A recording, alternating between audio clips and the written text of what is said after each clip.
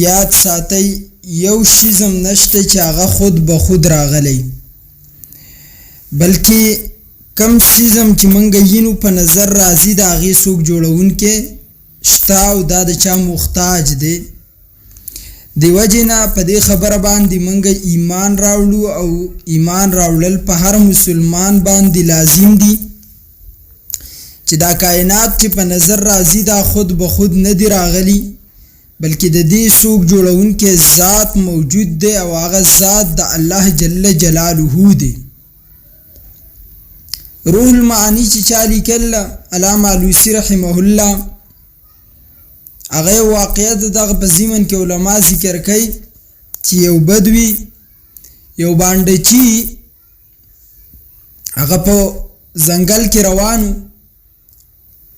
نو هغه وی چې د ځنګل کې د اتله چې دی د الله په وجود باندې د ټولو نه غټ دلیل دی. په ځنګل کې تله د الله په وجود د ټولو نه غټ یقین دی چې د الله ذات موجود دی.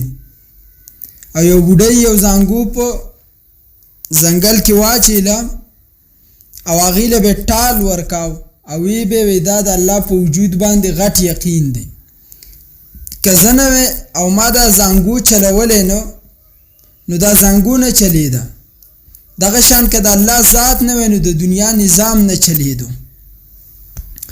لہذا دنیا کې د 4000 نه زیات مذاهب به تاسو یې نه، خو یاد ساتئ چې په دې 4000 نه زیات مذاهبو کې صرف واحد یو طرف خلک دی چې هغې ته موږ ملاحده وایو، ملحدین یا دهریه چې د زمانې قائل دي او د الله جل جلاله د ذات نه انکار کوي، لیکن اطمینان هغې ته په دیم نه دی حاصل.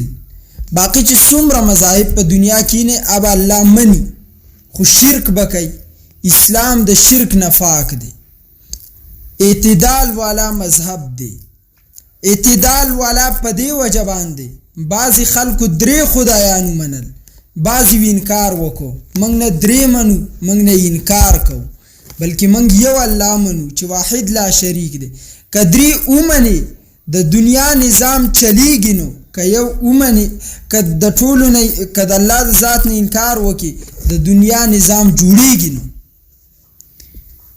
دی وجې نه زمونږ عقیده ده چې دا څه په نظر راځي دا خود به خود نه دی راغلی. زمونږ ایمان دی، ما ویلو چې د عقیدې دویم نوم ایمان دی، بلکې د دې څوک جوړونکی شته.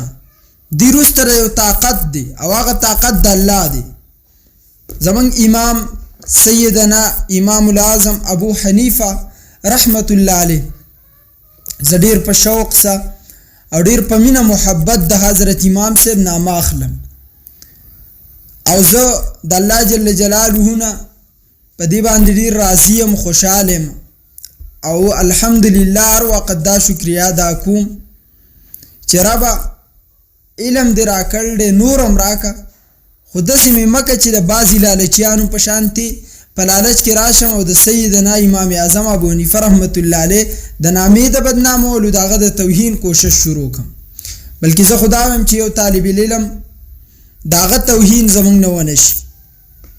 د یاد ساتئ کم سړی چې د الله جل جلاله په وجود باندې یقین لري هغه به د عالم قدر کوي، هغه به د طالب قدر کوي. د عالم طالب قدر چې نه کوي یا به دا سوځي. موږ ته خپله پته نشته، څه شته نه چې علم باندې هم خلک سوځېده کوي. دا څیز د الله جل جلاله په عطا باندې دی. لکه بعضې خلک د شیخ محمد ادریس صاحب خلاف ورزي ولي کوي، ځکه هغه ته 3000 طالبان په ورځ کې د هغه نه سبق وایي چې کوم عالمان کېږي. او زه د یو سړي پسې روان یم په ګمراه پسې، په خپل هم په ګمراه پسې روان. نو زه به د شیخ ادریس صاحب خوب رالم، په هغې باندې به هم تبصرې کوم چې دا غلط، نعوذ بالله. دا د شیخ ادریس صاحب گاړه، د شیخ ادریس صاحب خلک هوټل ته بوځي، خلک ورسه مینه کوي. الله دې موږ د دې نه وساتي. که عالم طالب هر څومره خراب دی، رسول الله فرمایي په ورځ د قیامت به یو سړی جنت ته ځي په وجه د یو عالم، او هغه عالم به جهنم ته ځي.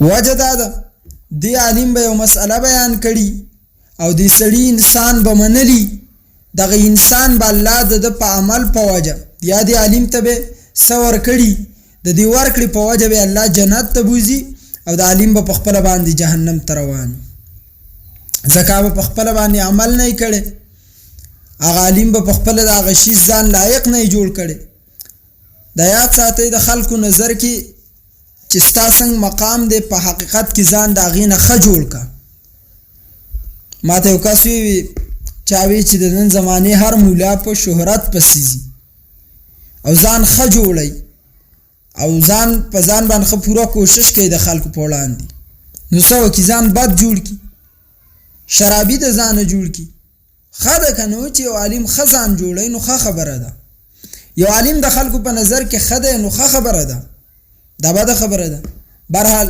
ما د امام صاحب رحمت الله علیه ذکر کاو او مخکې مې ته ویلي چې امام ابو حنیفه په اوله کې د علم عقاید اولنی امام دی نو امام ابو حنیفه رحمه الله مناظرې کړلي په مناظره کې دومره ماهر چې الله ورته عجیبه شانته ذهن او عقل ورکړی نن سبا خلک وایي پلان کې عقلي دلیل وایو او خلک یې ګمراه کړه عقلي دلیل یې نه دی ویلی اصل کې ورسه عقل نشته که عقل وی خو داسې لوبې به یې نه کولې انسان خو په درجه د عقل دومره اوچت دی نو زمونږ امام ابو حنیفه رحمه الله هغه مناظره وه دهریه وسه کوم چې د الله د وجود نه انکار کوي امام صاحب مناظرې ته لیټ راغی هغه دهری ورته وای ولې لیټ شو امام ابو حنیفه وای زمونږ طرف ته باران شوی د دریاب نه هغه طرف ته نو زه د دریاب په غاړه ودرېدم کښتۍ نه وه یو ونه راماته شوه کټ شوه میخان پې ټک والی شو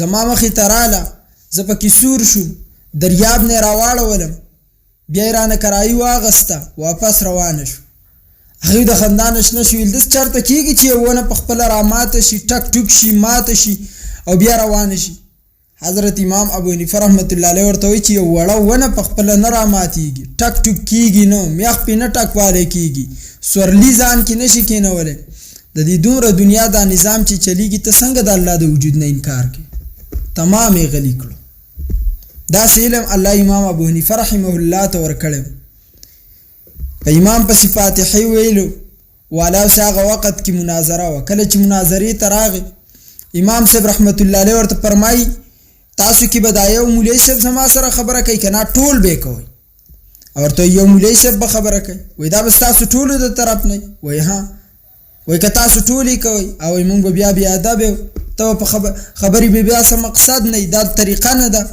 د بحث کولو نو وایي ها مونځ هم د الله څه بحث او خبرې دي یو امام به کوي که ټول یې کوئ نو د دې څه مطلب ادب نشته لہذا په مونځ کې به ستاسو د طرف نه یو امام فاتحه وایي تاسو به غلي یئ تمام خاموش د الله امام ابو حنیفه رحمت الله علیه ته داسې علم ورکړی که چېرته زموږ د دین مشران نه که زموږ په اعتماد نن به نه فرقه جوړېده نه به انتشار په امت کې جوړېدو مسلم شریف کې دا روایت د زی بار وایي رسول اقدس صلی الله علیه وسلم او فرمایل کله چې ستاسو په خپلو مشرانو اعتماد ختم شو باور یقینم ختم شو تاسو په فرقواریت کې لویږئ تاسو په فرقه کې لویږئ او یې فرمایل اختلاف به ډېر وینئ تاسو زما طریقه سنت او زما د ابوبکر عمر عثمان و علي سنتو باندې لاړ شئ اختلاف نه به پامن شي نن نه ستا په ابوبکر اعتماد نه په عمر نه په عثمان نه په علي هر فرقې سر اوچت کړی د پنجاب نه دی خو د هرې فرقې سر قلم کړی پنجاب دی او زمونږ پښتانه فرقه به کې نه د ایجاد شوي اوس پکې ایجاد شروع شو د اسلام په نوم باندې او د مولا په خلاف باندې پکې نوې نوې فرقه راوځي لیکن وجه دا ده چې پښتون سوچ نه کوي او دی په هر سړي پسې روانېږي دې ته سوچ نه کوي چې دا دین د نن نه جوړ دی او که 1400 سال نه مخکې نه را روان دی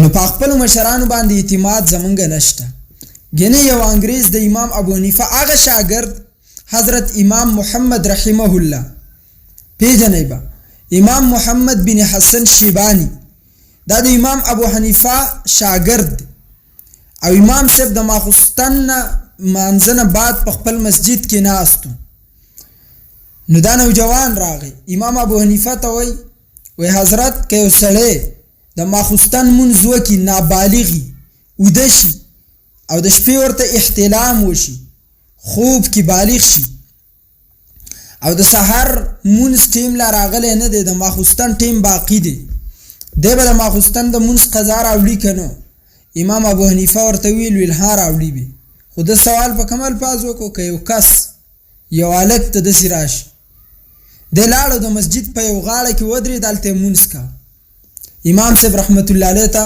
پته ولګېده چې دا مسله ده ته راغلې وه خو دومره په ادب کې سوال وکړو نو د استاد پیژني او عالم ته دا پته لګي چې کم هلک سبق ویلی شي کم یې نشي ویلی کم سړی دین ته تیار دی او کم دین ته تیار نه دی د وجې نه زه د شوکاني د بوت د هغې خلکو ته زه نصیحت نه کوم نه زه هغه سړي ته نصیحت کوم چې کله په قرآن حدیث کې چون چرا شروع کړي مو ټول جوابات د الله دین خو د چا محتاج نه دی که نه په هر دور کې فتنې راغلي سر یې ختم شوی دی هېڅ ټینشن به نه هلي او زه وایم بل ته ټینشن ورکوم خپله باندې ټینشن نه هلم بېغمه اوده کېږم دې وجې نه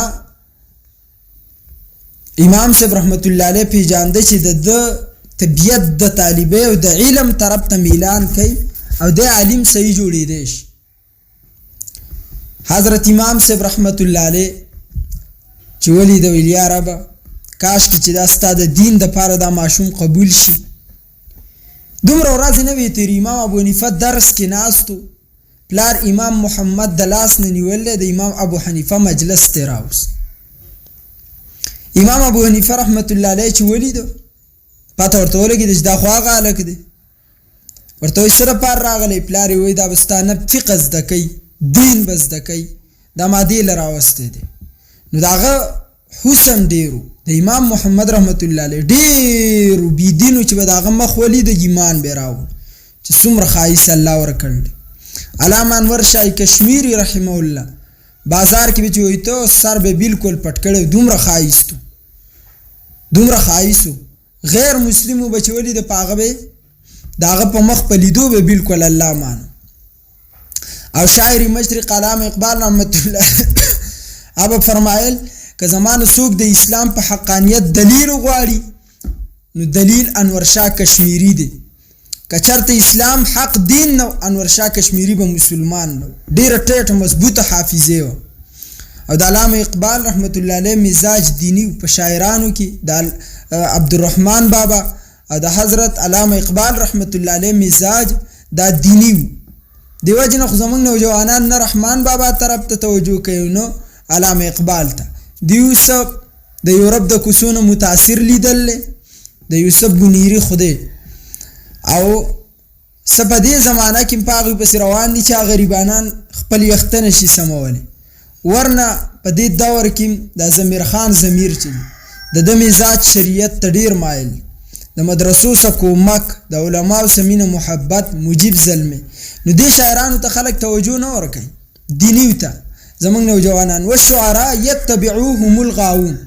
په شاعرانو پسې اکثر ګمراه خلک رواني په دې ګمراه شاعر پسې یتبع اتباع ته وایي د غواغه یو کلن بچی چې دې ته نه ګوري چې مور مې په پردي پټي ورله خو دی پسې رواني بیا پسې کوي زمیندار پې راځي وخي هم پروا نه کوي دغه شان ته نن سبا نوجوان پروا د دې نه کوي چې زم په دې کم شاعر پسې رواني ما دی ټیک دی که نه دی د ده مزاج دین ته مایل دی که نه دی بهرحال ما په علامه اقبال ذکر کاو چې دی په شاعرانو کې مفکر اسلام د ته وایي فکر د اسلام د په خپل شعرونو کې کړل او عقاید د اسلام یې بیان کړل امام ابو حنیفه رحمت الله علیه ورته وایي چې د هغه حسن شکل یې ولید کله د امام محمد رحمت الله علیه وایي دی بوزه دا به حفظ وکړي داسې ورته نه ویل چې نه یې پرېږدم د ده نه فتنه خورېږي مثال په طور په کلاس کې دا د هغې ور او تقوا وه امام مالک رحمه الله به په خپل درس کې بېګیرې هلک نه پرېښودو ابن هشام وایي زه پکې کېناستم نو ما تې 11 حدیث دي که 20 حدیث اورېدلي وایي زه دومره کوړي ووالم چې کله رانه خبر شو کاشکې چې 100 مې تې اورېدلي وایي 100 دورې یې والی 100 دورې یې والی وی د امامانو داسې مجلس به وفاق پلار بوتو ورځې بعد بیا د لاس نه نیول راوځي. امام ابو حنیفه ورته ما درته نه ویل چې دی حافظ او ورته فرمایي وایي جی حفظ یې کړل دی تپوس ترې وکړئ. کله چې د امتحان واغست هغه حافظ و بلکل مضبوط. امام ابو حنیفه ورله بله بانه وکته وی دی بوز او یختتې وخرئ وه چې یختتې وخرئ نو د ده په حسن کې به څه کمی راشي. ای چې بوت او یختیانې ته وخره لا نورم ښایست راپرېښود د امام محمد. برحال بله بانه خو نه و. نو امام ابو حنیفه به چې کله درس کا نو دا به شاته ناست حضرت امام محمد. یو انګریز دده کتاب وکوتو د امام محمد ځکه د امام ابو حنیفه تمام علوم دی امام لیکل دی امام محمد. نو هغه ویل چې که چې محمد د دې درجې دی نو غټ محمد به د کمې درجې. د وجې نه موږ اصل محمدیان حنفیان دي. تاسو هغه څنګه د رسول الله نه فقه اورېدلي عبدالله بن مسعود ده، د عبدالله بن مسعود نه علقمه ده، د علقمه نه ابراهیم ده، او د ابراهیم نه امام ابو حنیفه ده، او د امام ابو حنیفه نه امام محمد ده. بس امام محمد بیا لیکل شروع د رسول الله نه شوي ده لیکل امام محمد کړل. نه اصل حنفیان موږ محمدیان. دا اولنۍ عقیده به ستاسو ذهن ته راغلي چې امام ابو حنیفه رحمت الله علیه کوم جواب ورکړی. نمبر دویم عقیده زموږ د الله په ذات په باره کې. الله تعالی په خپل ذات صفات او په اسماو کې یوازې دی، یکتا ذات دی، نه د چا پلار نه د چا زوی. د دنیا هر ذره د الله محتاج ده، الله د هیڅ چیز محتاج نه دی. د ټول جهان خالق مالک الله دی. وَإِن مِّن شَيْءٍ إِلَّا يُسَبِّحُ بِحَمْدِهِ وَلَكِنْ لَا تَفْقَهُونَ تَسْبِيحَهُم. هر ذره خاوري هر ذره د الله ثنا وایي، هر شیز د الله ثنا وایي، بس انسان دی. دیو جنو ما دلته یو مسله را یاد شو زمن کې تاسو دا یاد ساتئ. کله چې انسان ته غوسه راشي دا غوسه د شیطان نه ده او شیطان پیدا د اور نه دی، نو غوسه کې انسان پورته زور کوي. رسول اقدس صلی الله علیه وسلم فرمای کله چې غوسه رااله اوبه ورکئ، اوبه وسکوسه اور مړ کیږي. اور کیدنی انسان که په ناسته ونشي صدیم لی انسان. مثلا تاسو اوس بیا وایئ چې منطقي کلیات، دا منطقي نه دي ښه. غوسه د شیطان د طرف نه ده، شیطان پیدا د اور نه دی، اور پورته زور کوي. کله چې تاسو ته غوسه رااله اوبه وسکئ چې دا اور مړ شي. که غوسه ختمه نه شوه کینئ، که په ناسته نه شوه سملئ. ځکه انسان د خاورې نه پیدا دی، د خپل حقیقت ته لاړ شي. شیطان د اور نه پیدا دی، غوسه کې د شیطان د طرف نه ده، غوسه کې انسان پورته زور کوي. یا الله چې کله غوسه شي په انسان غضب نو اور ته اچي کنه. نبی علیہ السلام فرمای تاسو صدقه ورکئ ځکه دا د رب غضب چې دی دا ملکی. ان الصدقه لتطفئ غضب الرب. تاسو صدقه ورکوئ، صدقه کې برودت یخوالی دی، عجزی ده، انسان په کې ښکته راځي. سمجھ میں آیا؟ دیو جنا ما دا ذکر په دې ځګین کې د دې کاو چې کل جهان خالق مالک صرف اور صرف الله دی. تاسو مخلوقات کې نظر وکئ، بعضی زناور د رکوع په حالت کې صرف چلیږي، چرته کبر ونه کو اوچت نشو د رکوع نه. بعضی زناور په هوا کې د الله حمد کوي او په حالت د سجدي په حالت د رکوع روان په هوا کې. میګه همیشه تاسو یې په سجده کې روان، سر په ځمکه راکاږي، دا رب ته مار دا تمام اشیاء د ځمکې نه. واحد انسان دی په حالت د قیام کې مزي څنګه چې ونه ده، د بعضی زناور په شان حالت د رکوع کوي، د بعضی زناور په شان حالت د سجدې کوي، او بعضی زناور چې اوس په کومه تحیات شکل ناسي په دې شکل باندې ناسي. او دا ټول اشیاء په انسان کې دي. انسان اکثر کبر کوي، الانکه دل الله خوراک ګټلم عبادت ګرځول اے باتروم ته تللم ثواب دی چې کله د سنت مطابق. بلکې زمونږ د اهل سنت والجماعت احناف دیوبند عقیده را ده بیت الخلا ته د سنت مطابق تلل افضل دي د هغه سړي چې هغه بیت الله ته رواني او د سنت خلاف رواني د دینه. دا زمونږ عقیده ده. نو زمونږ د پاره د بیت الخلا نه واله تر د بیت الله پورې هر شي عبادت دی. موږ مهنت مزدوري موږ خوب کوو د سنت مطابق سملاستو زمونږ دا ټول خوب هم عبادت دی. چاته سوي صحیح د دین تصویر خلق ذهن ته نه اچي او نه پې ځان پوهي. درېمه عقیده زمونږ نو هغه الله ته محتاجي پکار ده، د هغه د دین نه تخته نه ده پکار. ورنه ان الله لا یملی الظالم، الله ظالم ته مهلت ورکوي وکه اذا اخذه لم یفلته، کله چې راونیسي بیا یې نه پرېږدي. ټیکټاکرو ته مهلت ورکړی و که نه، د الله د هیرې خو نه لرې کېده، اوس چې پولیسو راوني اوس د چغې وایي. درېمه عقیده الله رب العزت همیشه دی، همیشه به وي، چې څوک نه و الله تعالی موجودو او خلق به نه بیا هم ختم بشي، الله به بیا هم موجودي. دا زمونږ عقیده ده.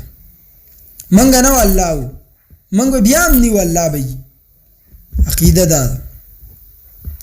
څلورم د الله تعالی قادر مطلق ذات دی، په هر شیز باندې د الله تعالی قدرت دی. د الله د قدرت په مابین کې یو شیز هم حایل کېدی نشي. داسې یو شیز نشته چې د الله تعالی په اراده کې رکاوټ جوړ شي. الله تعالی چې څه کول غواړي هغه کوي، او داسې شیز نشته چې د الله تعالی د ارادو په مابین کې راشي او حایل جوړ شي. دغه شان داسې یو شیز هم نشته چې الله تعالی وغواړي چې دا کار به نه کېږي او هغه کار وشي، بلکې دا هر څه چې کېږي الله تعالی په دې قادر دی چې د څه شي اراده کوي کن فیکون ذات دی. د قرآن مطابق دا عقیده.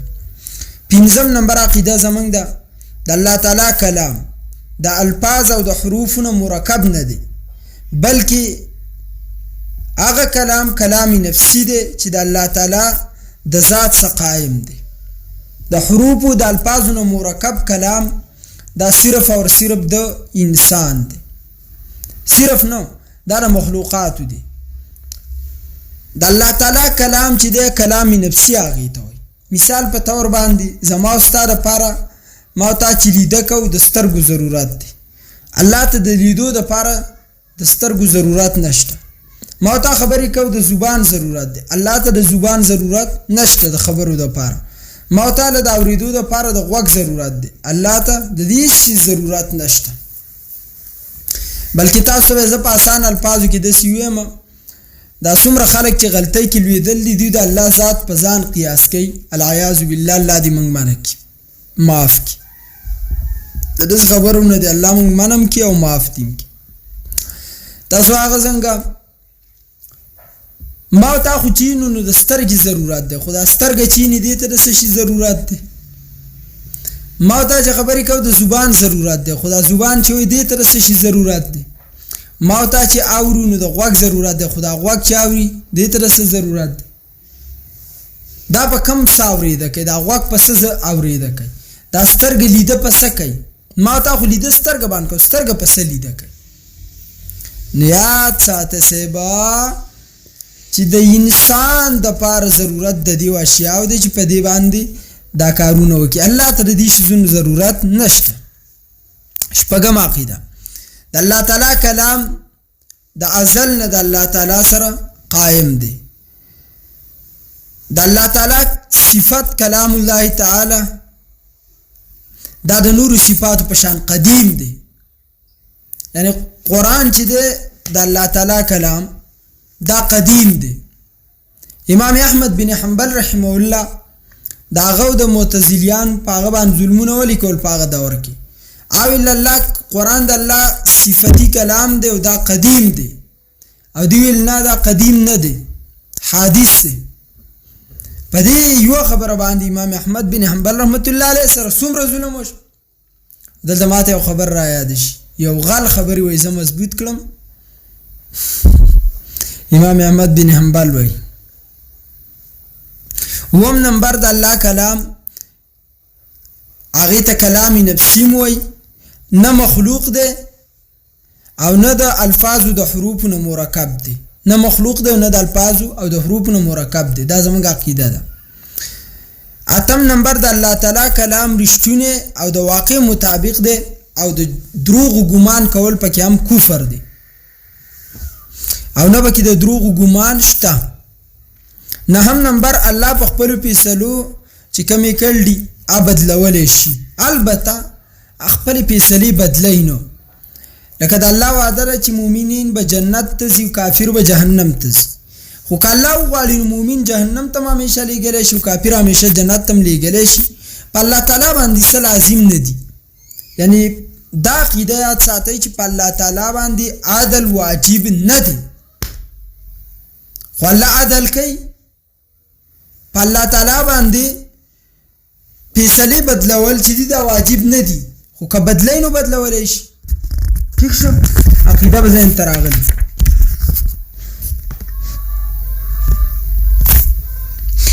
چې دې کې یو خبره بله یاد ساتئ، عموم قدرت باری تعالی چې کوم ته وایي.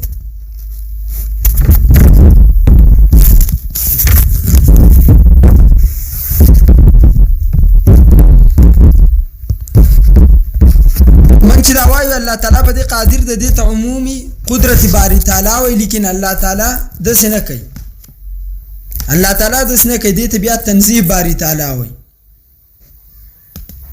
او موږ د دې دوانو قایل یو چې عموم قدرت باری تعالی او تنزیه باری تعالی دا دوانه موږ منو، د دې من قایل یو. لسم عقیده الله تعالی نه علاوه نه اله جوړېدو لایق څوک شته او نه څوک اله شته، د هغه نه علاوه.